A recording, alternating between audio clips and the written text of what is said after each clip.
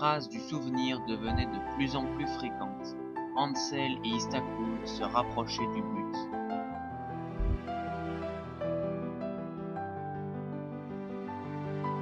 Après avoir frôlé la mort à plusieurs reprises, le souvenir les mena à la mer de fer.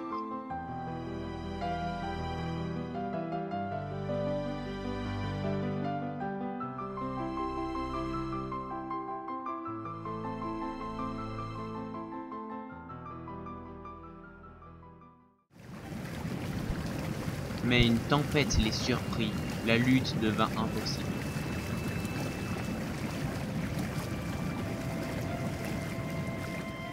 Et ils furent entraînés dans les abysses.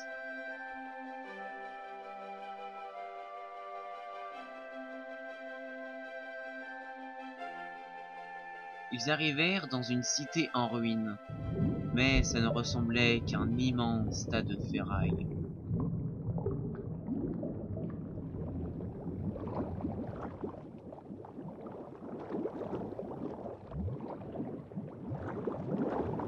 Le souvenir réapparut au fond de l'eau, mais cette fois, il était déchaîné. Il créa un puissant courant qui entraîna nos héros dans les ténèbres d'acier.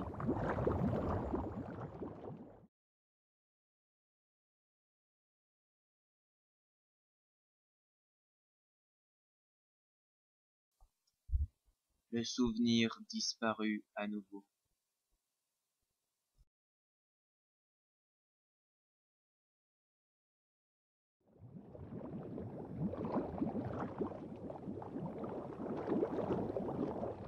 Hansel et Istakul trouvèrent au bout du tunnel immergé une cavité d'air. Mais c'était bien plus qu'une cavité. C'était une immense caverne remplie d'incroyables machines d'une technologie inconnue.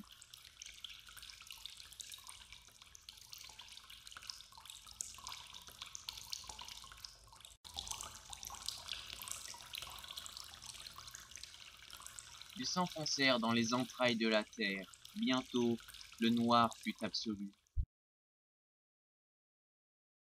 Une lumière verdâtre apparut doucement.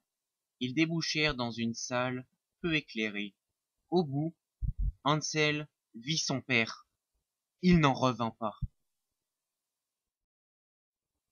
Pendant que le père et le fils se remettaient de leurs émotions, Istakul aperçut le fils démoniaque, en hibernation, dans un étrange liquide. Il était donc toujours en vie, mais vu son état, le démon du temps avait préféré l'oublier et le faire passer pour mort dès la naissance. Le père d'Hansel s'était attaché à cette pauvre créature.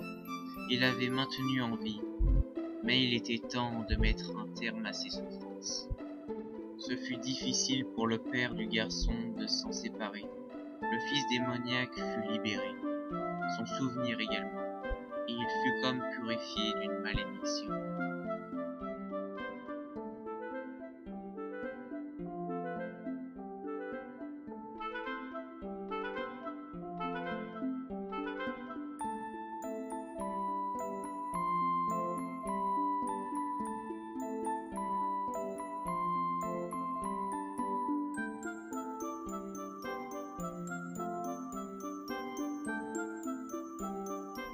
Ainsi, Istakul partit à la découverte de l'univers, et fit ses adieux à son ami Hansel, qui continua son chemin aux côtés de son père.